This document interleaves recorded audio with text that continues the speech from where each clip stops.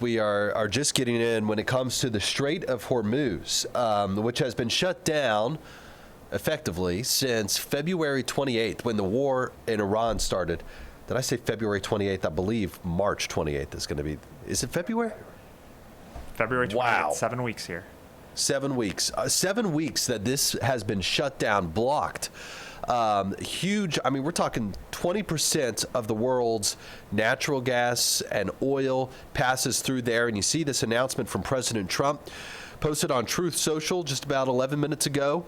Iran has just announced that the Strait of Iran is fully open and ready for full passage. So talking about the Strait of Hormuz here, and an important choke point, which the country, Iran, has effectively shut down to any foreign ships passing through there, including U.S.-owned ships. And what has that meant for you? It's meant higher gas prices. Reams, it's going to be interesting to see. The market's going to be opening here in about 8 minutes. What happens? I imagine we're going to see a huge surge in stocks and oil plummeting, perhaps. Right now, futures are up about 1% across the board. Oil is down about 9% across the board within the last 15 minutes hearing this news for the first time. Look, this is a big win for the U.S., no doubt. Iran, for its part, according to NBC News, has said that it is reopening the strait in line with the ceasefire in Lebanon. So really a lot of this came to a head in discussions this week between the U.S., Israel, and Iran. Let's get a little more now from NBC's Chris Pallone in Washington. Today, President Trump continues insisting the end of the war with Iran is near, and overnight a key step in that process took place.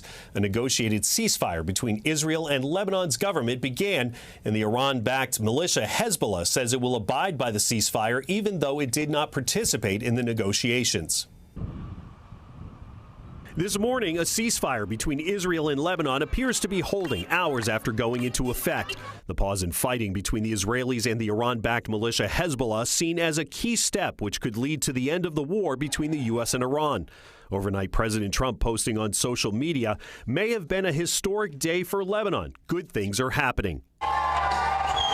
Traveling out west to tout his economic record ahead of November's midterm elections, the president once again signaling an end to the war could be near. The war in Iran is going along swimmingly. We can do whatever we want. And it should be ending pretty soon. Earlier, the president said he's open to extending the ceasefire with Iran, set to expire Tuesday if necessary, and that a new round of negotiations with the Iranians could take place this weekend. We're close to a deal. We're getting along very well with the new Iranian leaders.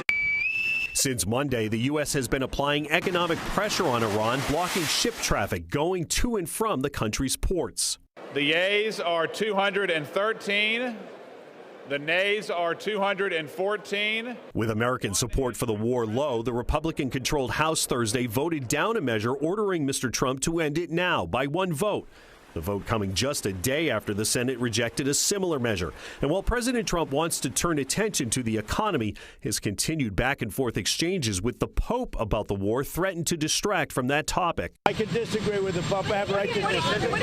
I have a right to disagree with the Pope. Pope Leo not responding directly, but telling a group of worshipers in Africa, woe to those who manipulate religion for their own military, economic, and political gain.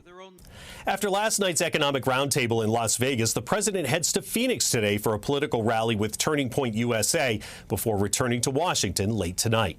In Washington, Chris Pallone. Now back to you. Okay, so the big breaking news at this hour, the Strait of Hormuz back open, being announced by President Trump there on Truth Social, and Iran, for its part, also declaring it completely open for commercial vessels.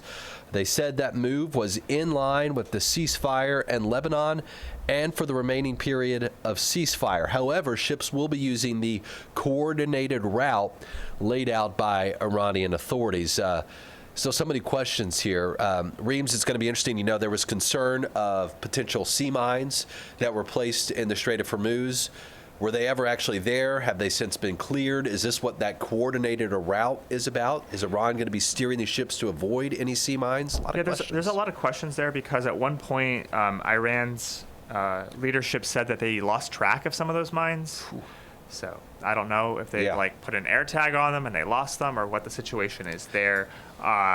There has been discussion, as I apologize here, there is also a summit going on right now on reopening the strait that happened at happening right now. It's 40 nations. The United States and Israel were not included into that matter. This is chaired by the UK Prime Minister Keir Starmer and the French President Emmanuel Macron. It seems that, I don't know if just the threat of 40 nations coming together and saying, hey, you guys got to do something worked, but something happened here. 40 nations on a virtual summit talking about reopening the Strait of Hormuz that began 26 minutes ago. Yeah. They're doing this with their agenda right now. Yeah, it's over. We're logging out of Zoom. We're going to break. Wow. Strait of Hormuz back open. Big news on this Friday morning, some 7 weeks after the war first began. What does it mean for you and your wallet? A story we'll be tracking for you for the next 90 minutes here on 11 Alive.